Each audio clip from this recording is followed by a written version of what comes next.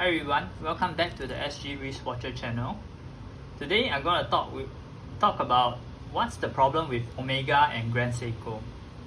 So before I begin, let me preface this by saying that I'm a huge fan of both brands, which is why I put a significant portion of my small salary to these watches.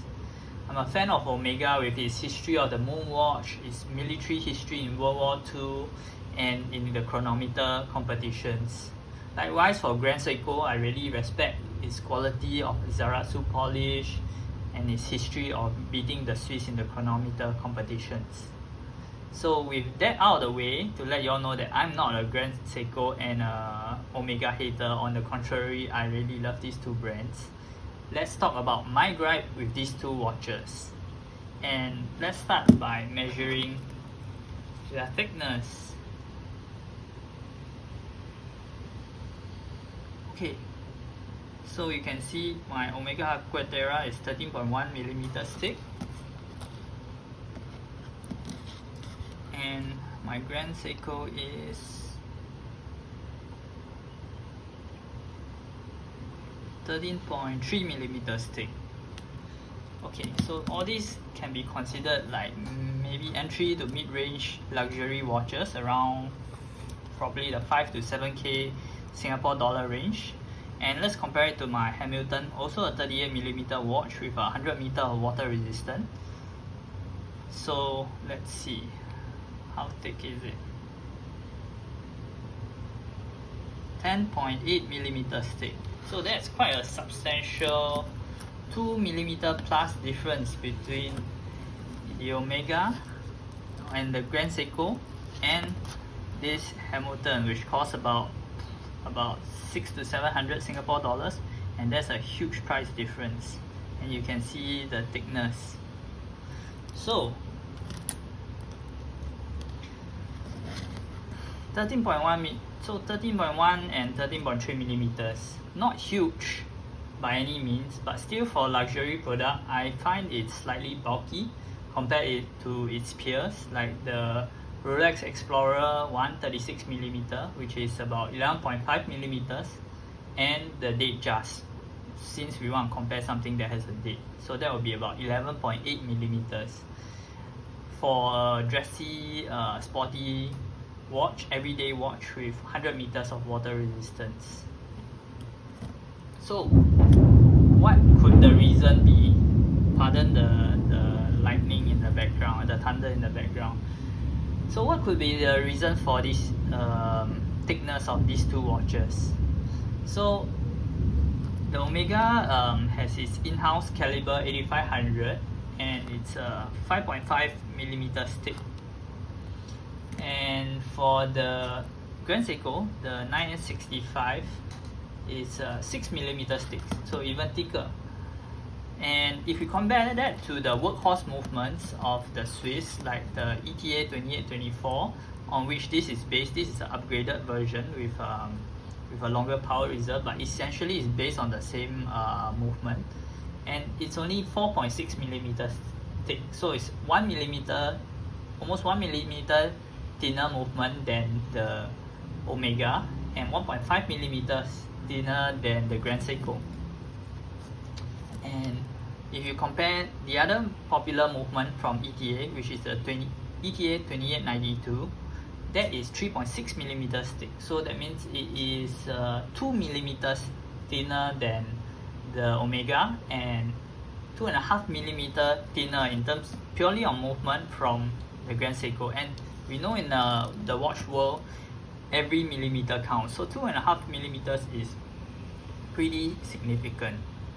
So you may think that, oh okay, yeah, the ETA movements are, yeah, you know, it's just a workhorse, what's the big deal? Well, if you think so, and obviously that's true, but these movements are really respectable.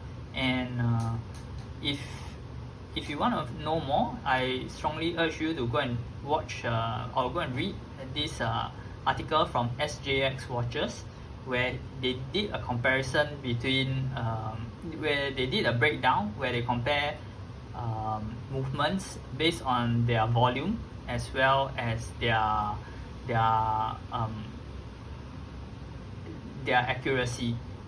So and they compare that into a chart they call horological density factor. That means how much timekeeping can you get per volume, and the ones that scored the highest in that chart were actually the ETA 2824 and the ETA 2892. After reading the article, I had a great deal of respect for the workhorse movements. In fact, I think they could be better than in fact, in the chart, the next highest, one of the next few top scoring in terms of horological density factor was the Omega Caliber 8500. But nonetheless, this old workhorse 2824 still managed to beat all the rest, including Rolex, Patek, JLC movements, AP movements. So not to be trifled with. Okay, so we see that the movement is could form a big part of what's the thickness of these two watches. What else? Well, let's see. For the Grand Seiko, what I could think of is that the markers. So the markers and the hands on the Grand Seiko are actually, as is famous, they are very thick facets, and they're much thicker than the watches, than the hands of this Hamilton, which is basically just a simple plain flat piece of metal. These are three-dimensional objects. So that could form part of the reason for the thickness.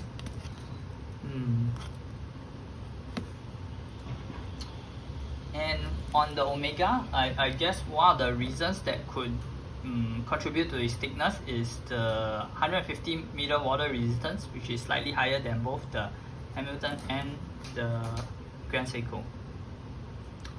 But nonetheless, I think if you look on the whole, I think both Grand Seiko and Omega have this issue of thickness with their watches, and it's something that they recognize and they are working on. For the Omega, what they've done in some of their dress watches and even their chronographs is that they have removed the winding rotor, and that helps to reduce the thickness.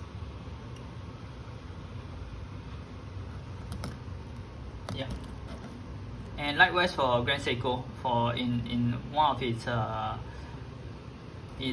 dressier watches, they have hand wound options which help to reduce the thickness of the watch. And what else I can mention for Grand Seiko is that this one is using the 9S65 movement, which is like baseline movement, and for the new higher end 9SA5 movement with 80-hour reserve and high beat 5 Hz movement, which is super impressive. It's slightly thinner at 5.18 millimeters thick, which is about 0.8 millimeters thinner than the 9S65. So that's what these two brands are working on. And just as a comparison, the new Christopher Ward 12, the integrated bracelet movement, has its movement, the entire watch is sub 10 millimeters for the 2824 movement, and for the 2892 titanium version movement, it has a sub 9 millimeter thickness and with 100 meters of water resistance.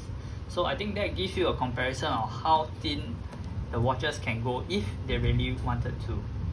So what do you think? Am I being too nitpicky on having these 13 millimeter thick watches? Are they too thick, or is it reasonable? I think for watches such as this, they should try to come in below 12 millimeters, and giving up the winding rotor is not an option for when you're paying thousands of dollars.